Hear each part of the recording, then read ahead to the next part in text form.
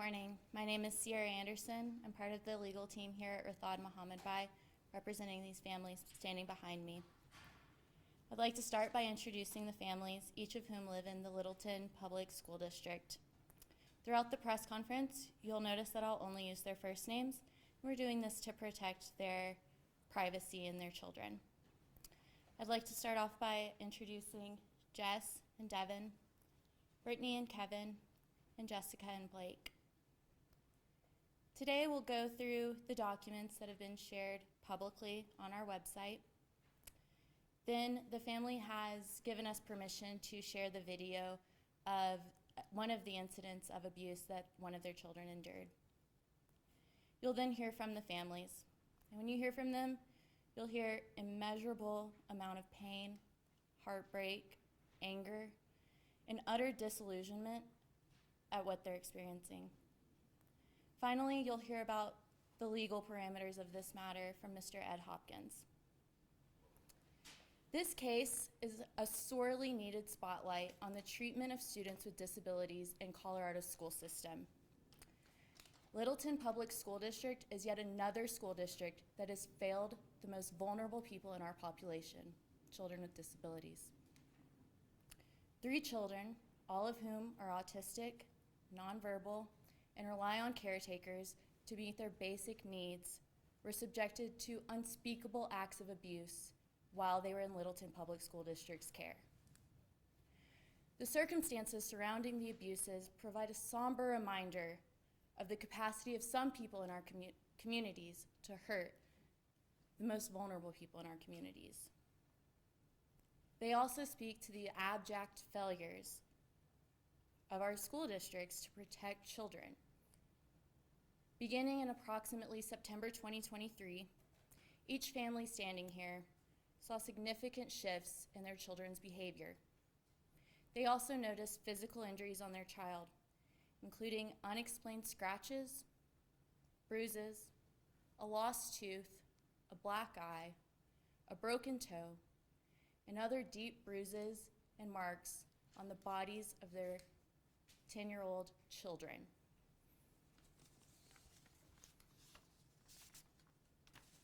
I'd like to turn to the documents that the family has given us permission to share publicly on our website. We'll begin with some of the photos of the injuries that their children sustained. You'll see the third photo is a photo from October of 2023. This is an incident where a child came off the bus with a bleeding ear with no explanation. Then, in January of 2024, there was significant bruising by another child. This bruising prompted questions and concerns, and rightfully so. And based on these bruises, the Joshua School emailed Littleton Public School District, putting them on notice of potential abuse. In response, Littleton Public School District utterly failed. They did a sham investigation in which they looked at one ride in the day before. They did no other investigation, they asked no other questions, and they provided no other monitoring. Because of these horrific failures by the school district, the bus aide was emboldened to continue her abuse. And she did. There are photos after the school district was put on notice of additional injuries. On January 23rd, a child came home with a busted lip and a lost tooth. This tooth hadn't previously been loose. Then on February 13th, 2024, there was significant bruising on one of these children's neck. No other investigation was done. Then on March 18th, 2024, there was bruising on his foot. And these bruises are what ultimately led to the video that we're going to watch. But I'd also like to point out that on our website, there's an arrest affidavit, and it describes unspeakable harms to a child on February 13th, a month after Littleton Public School District was put on notice of abuse. Now I'd like to turn to the video. The family has given us permission to share the raw video. And this is raw footage of their son's abuse. And I'll warn you, this video is sickening. You will be outraged. Play the video.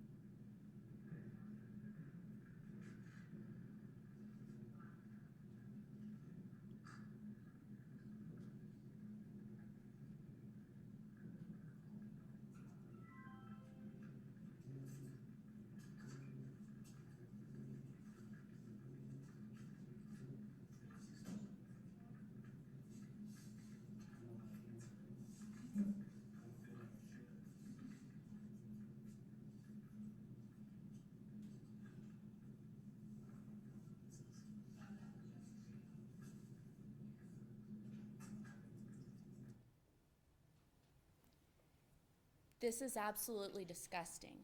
Our children deserve better. Thank goodness for these parents standing up here advocating so hard for their children. I want to redirect you again to the photo of the bruising on the foot. This is a result of that video that we just watched. And we've only seen one video. There's so much more we have not seen. I want to turn it over to the families to talk about their experiences in this process.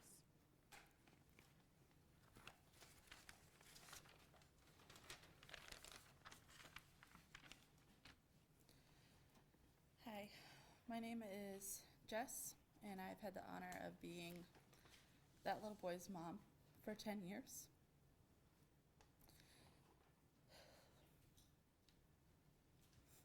He is the sweetest, most affectionate little boy I have ever known. He loves to go on adventures, sleep in, and cozy up on the couch to watch movies. Dex has severe autism and is completely nonverbal. He relies solely on us as his parents and caregivers to protect and support his needs at the most basic level. In 2021, we moved to Colorado for better resources for Dax's development. After being placed at the Joshua School, Dax made so many achievements and friends. His teachers absolutely adore him and all know him for his big bear hugs. In September, Dex began riding the Littleton School District's bus to and from school, not by necessity, but to expand his autonomy and give him the experience of a typical school day. On January, Dex came home with enormous bruising all over his thighs, arms, ribs, and underarm area, as well as his clavicle. This sparked months of documentation and vigorous communication between TJS and I. With several unexplained injuries peppered in throughout the months between January and current, things finally came to a head on March 18th when Dex came home with the intense bruising that you saw in that picture on his foot, as well as bruising on his ear and thigh. I notified Littleton Public School on 3/18, and on 3/19 got a phone call from Sergeant Johnny Evans with the Littleton Police Department, informing me that the Littleton Public School employee had severely abused my child. I was immediately thrown into disbelief. How could someone that I trusted, someone that I was so friendly with, do this to my little boy? I had to see for myself. I went to the Littleton School District Transportation Building and watched the video you all just watched, and was in utter shock. A wave of betrayal ran through me, and I haven't stopped fighting for him since that moment, and I won't until we have justice for him and all children like him. If I could say one thing to Littleton Public Schools, it would be, how dare you?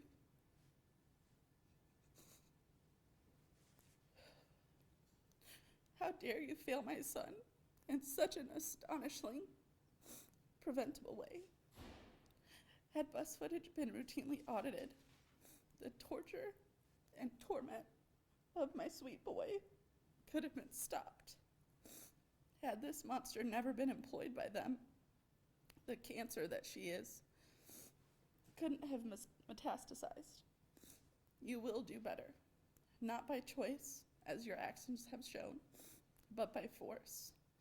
The army of moms and dads behind me will never stop advocating for our children to be safe and loved by the adults that we trust with them. We are sharing this all with you, and hopefully the world, because although it is hard to watch, that is what my child has endured for months due to inaction by Littleton Public Schools.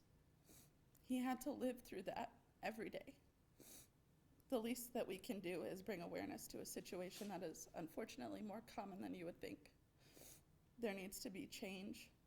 There needs to be procedures and consequences to make sure that these children are safe. I will not sit idly by as children, much like my own, are harmed in spaces meant to protect and serve them. And I would like to formally thank the staff of the Joshua School for working so closely with our families to support our children in this horrific time, and for loving them always, as well as Detective Ronick and Sergeant Evans with the Littleton Police Department, and Detective Brian Martinez with Inglewood Police for their swift action and diligence in this investigation.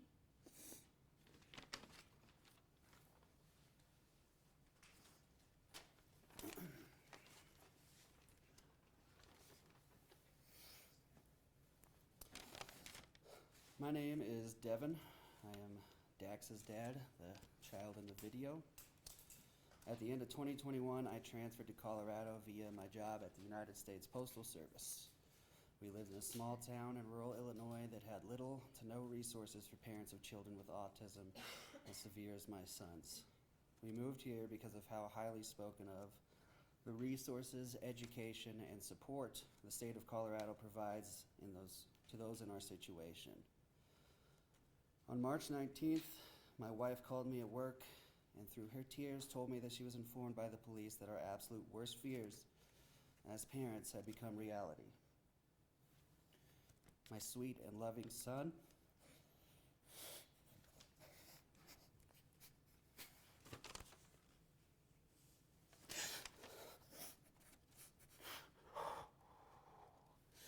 had been being beaten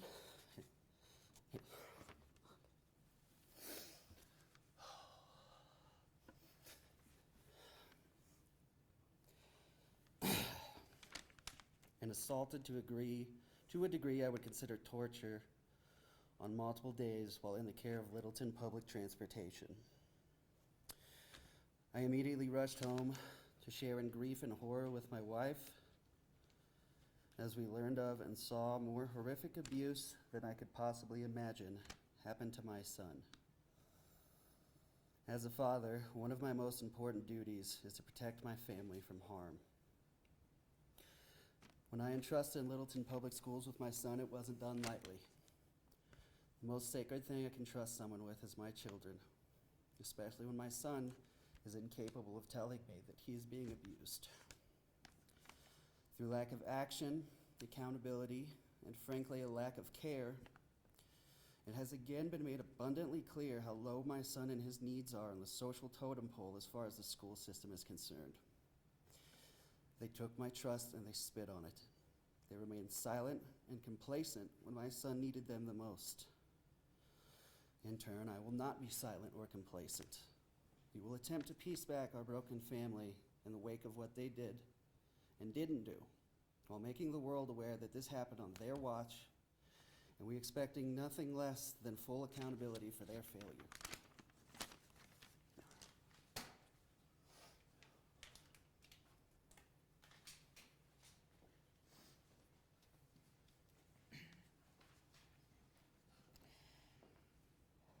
My name is Brittany. My husband Kevin and I, along with our 3 children, moved into the Littleton Public School District in February of 2020 for the educational needs of our son Hunter.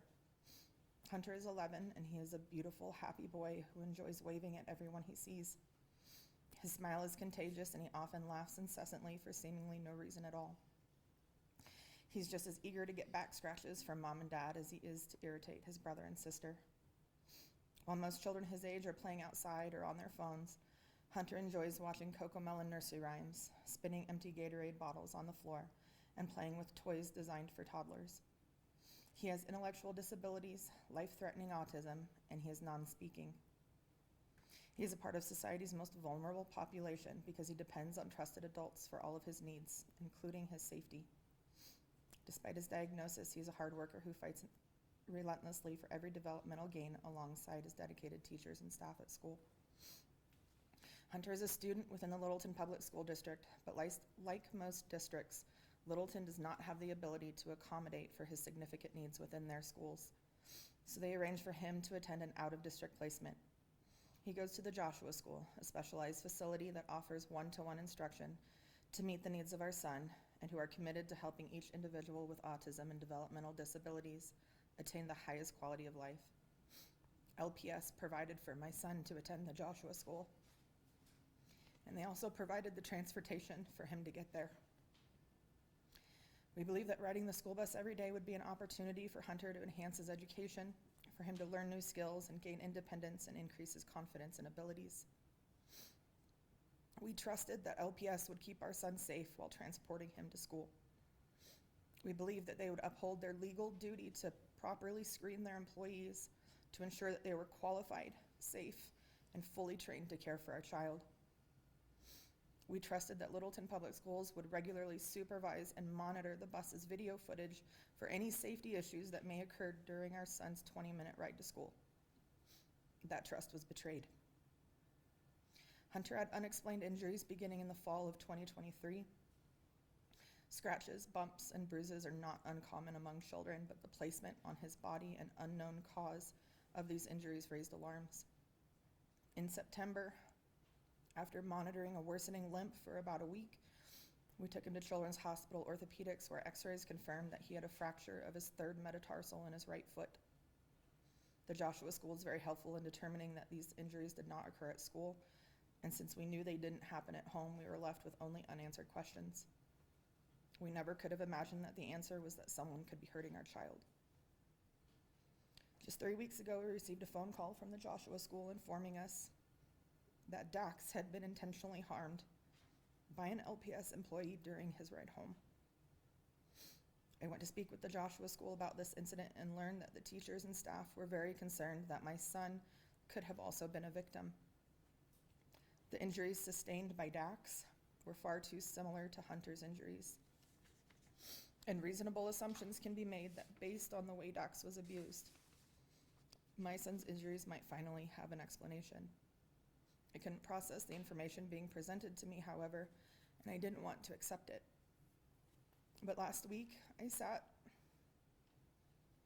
in utter disbelief as I finally watched the footage of an LPS professional brutally assaulting Dax. My heart dropped and I felt physically ill. Watching him tortured repeatedly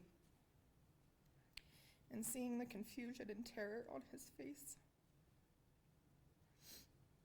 It was only then that I accepted the horrifying reality that my son was likely also subjected to the same abuse.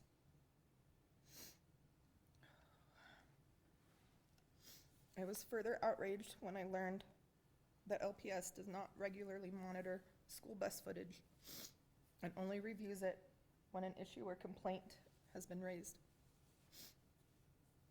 Frustratingly, what happened to our children is not unique.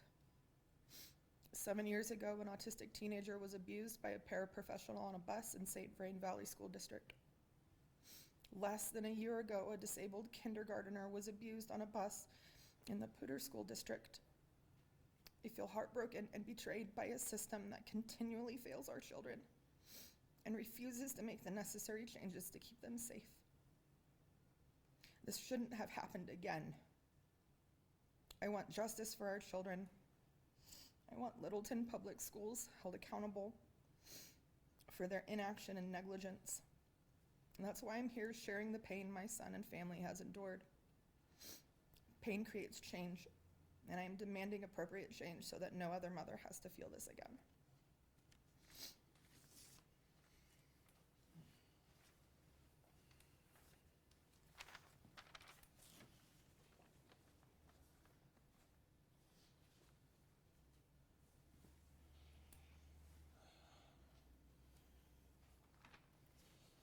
I'm Kevin.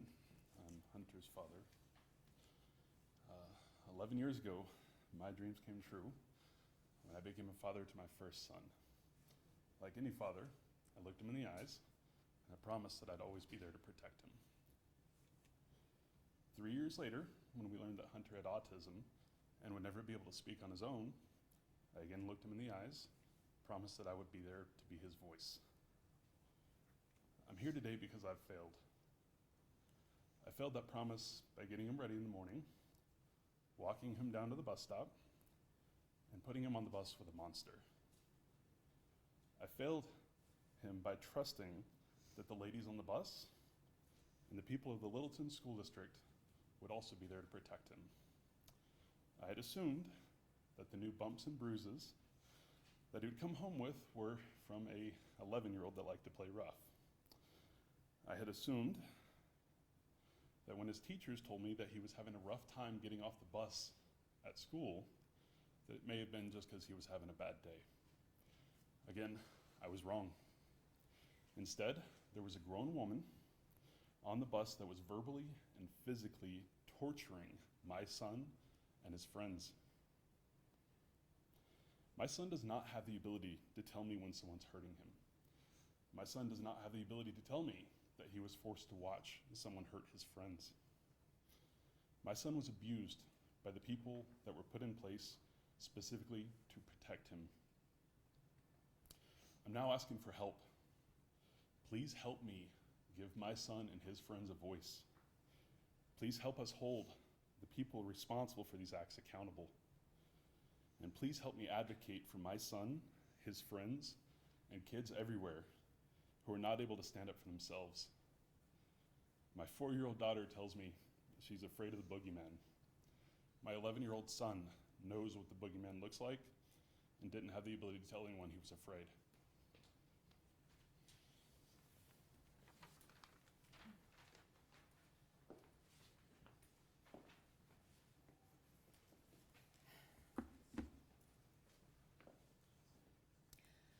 My name is Jessica.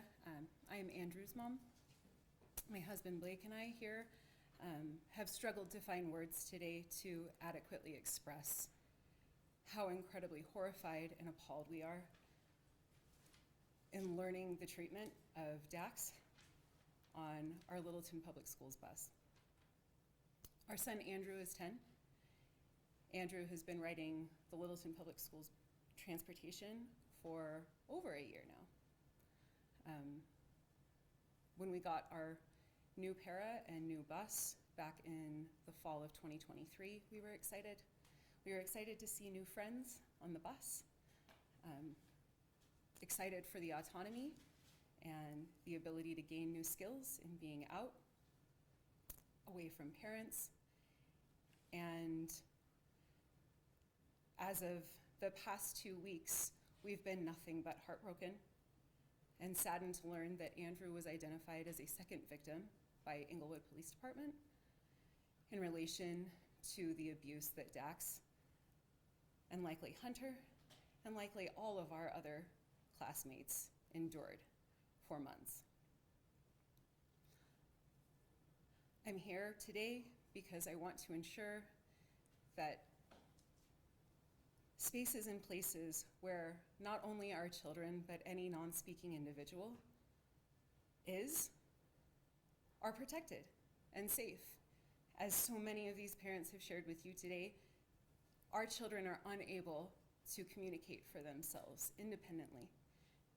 They are unable to tell us when someone is hurting them or when they hurt. We often have to do a lot of fact-finding to try and determine sources of bruises, of illness, of injury. And the last several months have been nothing but that. Countless bruises, countless scratches, countless injuries which we had no explanation for and seemed to fall on deaf ears. So I stand with these families and my son and the rest of my children and ask that you please pay attention. Take your heads up out of your phones, pay attention to what's going on, because if it can happen on a public school bus, it can happen anywhere. And we need to do better as a community to ensure that our children and our loved ones are protected.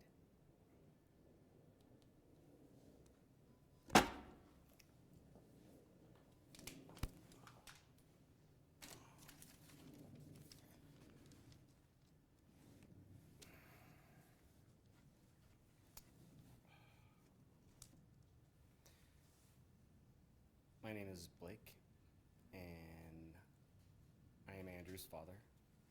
Not really good at this, so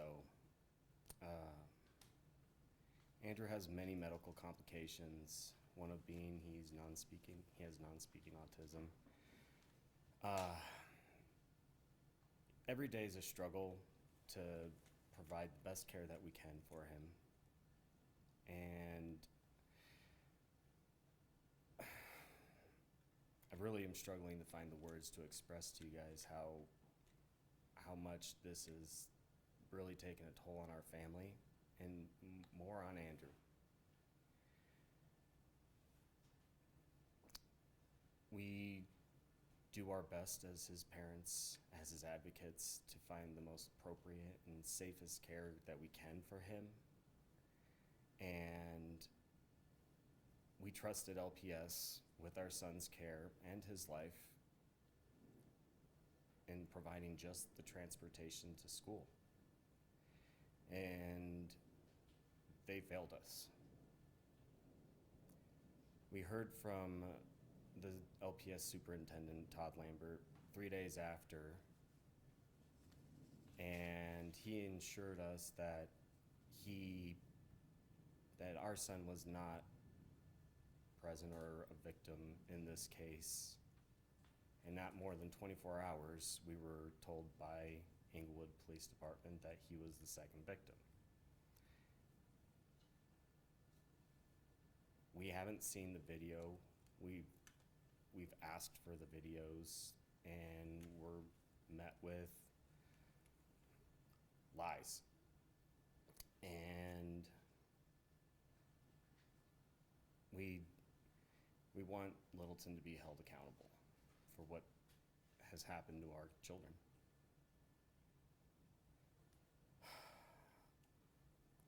I don't have anything else right at this moment. So.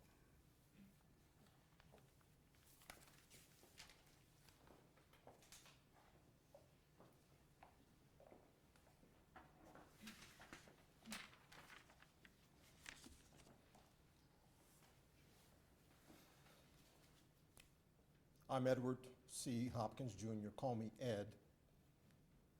I'm here because, along with my colleagues at the firm, Radad Mohammed Bai, we are going to hold Littleton Public Schools fully accountable. You've heard from the families, you've heard about this horror story, and we will continue investigating. At the end, however, they will be held accountable. Keep our children safe. That's your first job. That's more important than teaching our children. Keep them safe. It's more important than feeding our children at school.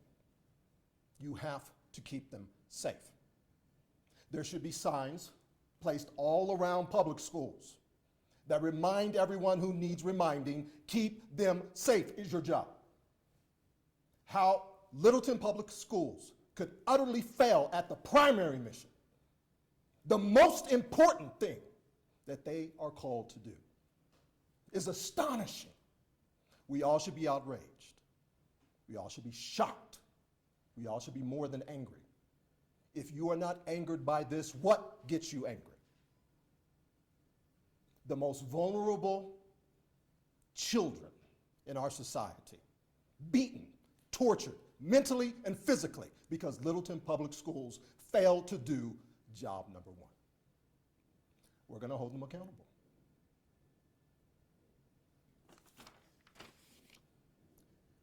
Parents presume that these schools are going to keep their children safe. If they didn't presume that, they couldn't hand over their most precious things, their children, to these schools for hours every day. They couldn't do it. Now, when that trust is betrayed, how are the parents to cope with it? How are they going to pick up the pieces?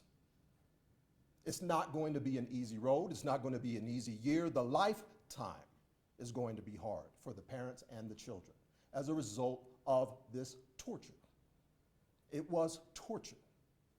That's what torture is, when someone beats you, verbally abuses you, and you can't defend yourself. You can't stop it. You can't cry out for help. You're trapped. That's what happened to these children. Because Littleton Public Schools failed. That's why it hurts so much. That's why it shocks us so much. That's why it angers us so much. We all presume that Littleton Public Schools understood the number one job. No one would send their kids there if they didn't think that. Then we learned that Littleton Public Schools failed. We are here because of that failure. Let me read a few lines from the arrest warrant that's on our website. It will show you that this wasn't one person who failed. This was institutional failure. Multiple people had to fail for this to happen. This didn't happen once. It didn't happen twice. It didn't happen 1 week. It happened over months. There was video in the bus, and it still happened over months. The family reached out to the school, and it still continued to happen over months. That's failure. Timestamp, February 13, 2024, 14:48:45. For those who don't have military backgrounds, that's 2:48:45 seconds. She looks towards the bus driver, and she hits redacted in the mouth with the closed fist of her right hand. While I'm reading this, imagine the child you love most. Imagine that name when I say redacted, because that's going to help you understand what these parents are feeling right now. She looks towards the bus driver, and she hits redacted in the mouth with the closed fist of her right hand. The punch is so redacted's head goes back and hits the seat. Redacted is seen possibly trying to unbuckle the seatbelt. It appears redacted is checking redacted's mouth. By the way, redacted is moving it. Redacted is breathing heavily. Timestamp, February 13th, 2024, 14:59, 42 seconds. She hits redacted in the abdomen. She elbows redacted twice in the chest as she is speaking with the bus driver. She elbows redacted in the face. She puts her right hand behind redacted's head and pulls redacted's hair. Redacted is the child you love most. They treated these children as if they were redacted, as if they were not important enough to protect. That's what happened in Littleton Public Schools for months. The public has some questions. We have some answers, not all the answers. We're going to get all the answers. The most important question that everybody's thinking is, who's to blame? This could not have happened because of one person. This could not have happened because of just that one person and the bus driver. This is institutional failure. Institutional failure. For months, they had everything they needed to stop it faster, and they didn't. They had notice, and they ignored it. These children have been traumatized and tortured because they failed them. Will the family sue Littleton Public Schools for failing to keep their children safe? If Littleton Public Schools doesn't hold itself fully accountable, and they know what fully accountable is going to look like here, it's going to be significant. If they don't agree to do it, we're going to make them do it. So yes, the family will sue if Littleton Public Schools does not hold itself fully accountable for this utter, complete, traumatic failure. What can everyone else do to help? I hope everyone else is asking that. What can you do to help these families, these children? Number one, first and foremost, remember these are real people. This is not just a story. These are real families. This is not just a shocking event. Respect their dignity. Empathize with them.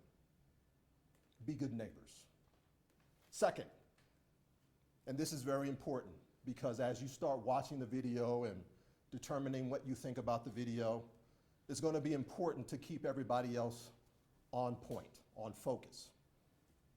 Please discourage others from politicizing this horror story. Don't turn this into a political story. This is not a political story. This is about families. This is about children. This is not about race. Everybody knows the woman in the bus is black, yes, but this is not about race. Don't turn it into a race story. This is about families picking up pieces, trying to figure out how they're going to do this now that they have to deal with torture. Torture in their children's lives at such a young age. It's going to affect them for a lifetime. Third, remind everyone that you trust with your children that job number one is keep them safe. On the way to school, keep them safe. At school, keep them safe. When you're getting them back home, keep them safe. It appears as though some folks still need to be reminded. We're going to do the best we can to help these families remind our public schools that their number one job is keep them safe. Who has questions? What does that full accountability look like? Okay. The full accountability is going to be making sure that the families have whatever they need to pick up the pieces. Someone's going to have to pay for what they need to pick up the pieces. Imagine having to deal with children suffering from autism, nonverbal, trapped on a bus, being tortured for months. How is that going to affect them psychologically? How is that going to affect them physically? And how long is it going to affect them? Probably a lifetime. But while their parents are doing everything that they can to help their children cope with this, help their children recover from this, if it can be recovered from, the parents are going to need help too. Their lives are different forever. Now, they have to make more adjustments to their lives to try to make the job of parenting as good as it gets. in spite of it all. So we expect there to be long-term care needs for the children. We expect there to be long-term care needs for the families. And we expect there to be institutional changes in Littleton Public Schools. We expect Littleton Public Schools to raise their hand and say, we failed these families. We're going to fix what we did wrong. We are going to hold ourselves fully accountable and give you whatever you need. That's what we hope they're going to do. If they don't come out and do that, without our help, we'll help them do it. Anybody else have any questions? Do we get last names of parents, or should we just use first names of parents? We'd like to protect their privacy as much as we can. For now, we would like to limit it to their first names. We don't want them to be inundated with calls directly to them. We do ask, if people have questions for the families, that you reach out to us so that we can filter and help the families deal with this so that they can focus on their children. Are the kids still riding the bus? The kids are not riding that bus. Hopefully, we'll figure out a good solution to their transportation needs soon.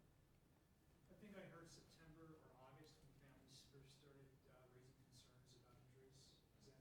That's when they first noticed it, and the different families raised concerns at different times with the schools. The school had notice before Thanksgiving of last year, for sure. And so through that time from August, September till March, when this video is essentially the catalyst now, how would you characterize the school district's response to the families for those months when they were raising concerns? I'm not going to be so kind as to say it was negligent, because I imagine my children at that school district on that bus, and this was far worse than negligent. It was gross inattention.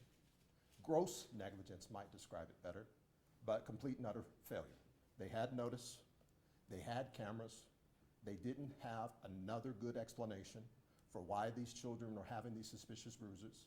If they suspected the parents were doing it, they should have done something about that. If they suspected it was happening at the school, they should have done something about that. They had everything they needed to pinpoint where this was happening. It was happening on that bus. They had video that showed it was happening on those bus, and they ignored all of that evidence. And from what I understand, the superintendent told one of the families the day before you received a phone call from police that there was no issue? They said something along those lines. And we are hopeful that the school district did that because they didn't know any better and they were still investigating. We don't want to find out that they knew better and lied to these families on purpose. It sounds like the school district only looked at one video, is that right? And did you guys get a hold of additional videos and discover this, or how did this additional video showing the abuse surface? We don't know how many videos the school looked at. I'm going to ask my partner, KUSA to answer a couple of these questions. He has more information. Sure. So there is an email on the website that shows that they looked at they stated that they looked at one video and they may have looked at the day before. And that was it. That's what they said to the families at the time when they were put on notice back in January. And simply, there was nothing done after that. And then this video, how did this video surface? Was this something you guys courted and got hold of? No. Where did it come from?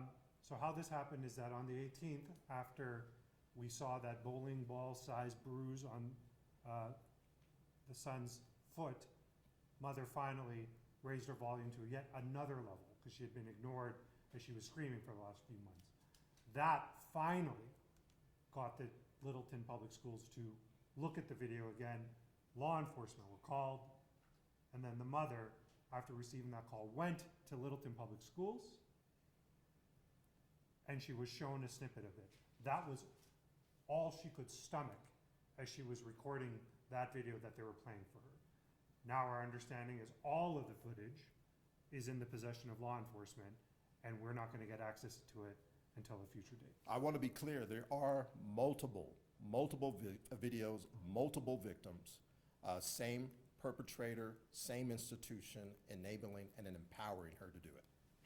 Why is Inglewood investigating and not Littleton PD? Right, so our understanding is that on the bus route, it crosses numerous cities. I think the most important part here is that all of these crimes and all of these abuses happened in Arapahoe County.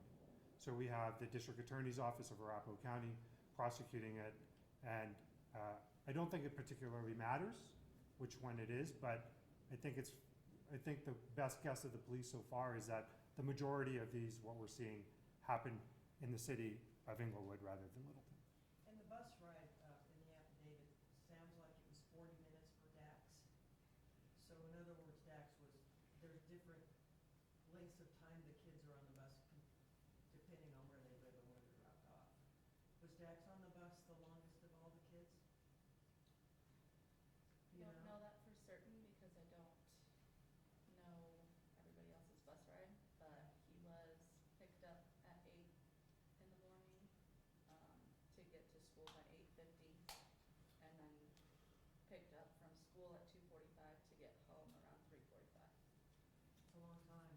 So the question is, was Dax on the bus the longest of all the children? One of the parents says she does not know how long, but he's on the bus every day, back and forth, for at least 40 minutes each way. And just a point of clarification too, in terms of the charges that this aide is facing, is it just for one, or are there multiple charges for multiple victims? Because I know you're identifying, unfortunately, more victims, but is the arrest and the charges related to just sadly just? The family's not involved in the criminal prosecution. That would be a question best left Sure. to the John Kellner and the 18th Judicial District. Our understanding is that there is significant ongoing investigation, and obviously what we're seeing on just this one short video is quite severe, and we expect future criminal charges to be brought that would be commensurate with what we're seeing on the video. And was it always the one aide? I believe you mentioned that you all got to meet with her at some point, right, to know who your child is with. There was no other aide ever on the bus with your children? That is correct. Are you okay if we use Dax's name? I know you said it during the press conference, but you're okay if we use his name? Will you call? But we do not want the other families may not feel that way, and so while they are permitting it, I would like no other references to the sons of the other families, please. Was the accused woman, did she what did you think about her? Yes, come on up. Yeah. That's a big part of the feeling of betrayal. I was very friendly with her. We had initially began talking back and forth because I can't see the street from the way that our house is positioned. So I gave her my phone number so she could let me know when she was close, and we just became friendly that way. But I bought this woman Christmas gifts in the winter holidays and made tea for her when she wasn't feeling good.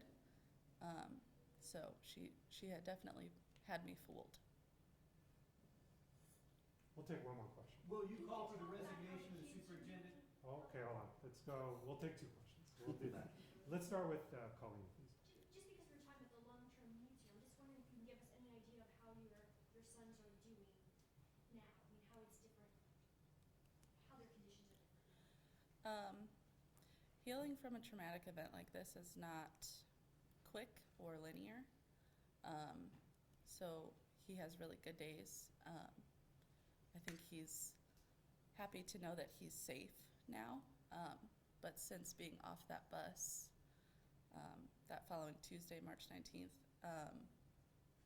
he got his light back that she took from him.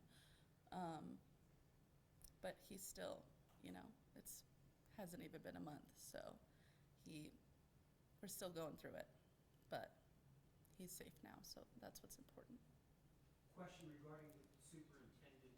Will you call for the resignation of the superintendent? And to your knowledge, have this superintendent seen any cases like this in previous districts? Right, so the first part of the question is, as Mr. Hawkins said, the family is eager to have a dialogue with the Littleton Public Schools. We would like to give them the opportunity to do the right thing. So far, it's been a disappointing response by the Littleton Public School and the superintendent, but we're hoping that they reflect on this and that they do the right thing voluntarily rather than have it imposed on them. The second part is that there is a second incident that happened in Poudre Valley. We are not involved in that. The only information we know about it is what's been publicly reported. It is our understanding that when this abuse was happening in that school district, the superintendent of Littleton Public Schools was the superintendent at that time. He transferred to Littleton after that, and this has happened again. And just to, I know you said that was the last question, but again, just to reiterate, because I know we all want to CYA here a little bit with showing the video of your son and showing his face, why it's important to you as parents that this is okay, that we are showing this abuse and showing the face of your child. You feel comfortable answering that? Yeah. Okay. Like I said in my statement, and all the parents have touched on, our kids can't talk to us. We can't ask them questions, we can't interview them, and much of their communication is just by us knowing their faces, knowing what's going on in their head by their body language, their gestures. And it was a heavy decision to make to uncover it, but we cannot bring attention to this if we don't look at it. And it's ugly to look at, but it's important to see how confused and afraid he was in that video. Just speaks to his vulnerability. And it speaks to the terror that he had to endure while on that bus. And like I said, he had to live through that, so it's the least that everyone else can do to look at it. I think Another there's, easy question. Were all your kids on the same bus? yes, So she had access, only she. I think there was one more, was it Allison? I just was trying to get a clarification on the reports, because Sierra said that Joshua School had put LPS on notice, and then I know some of you had reached out to LPS individually. It's pretty vague, and you don't have to be like dates and stuff, but just generally like sort of how they would have known about this, LPS. So there is an email that we have shown, it's a document. Dylan, do you want to pull it up?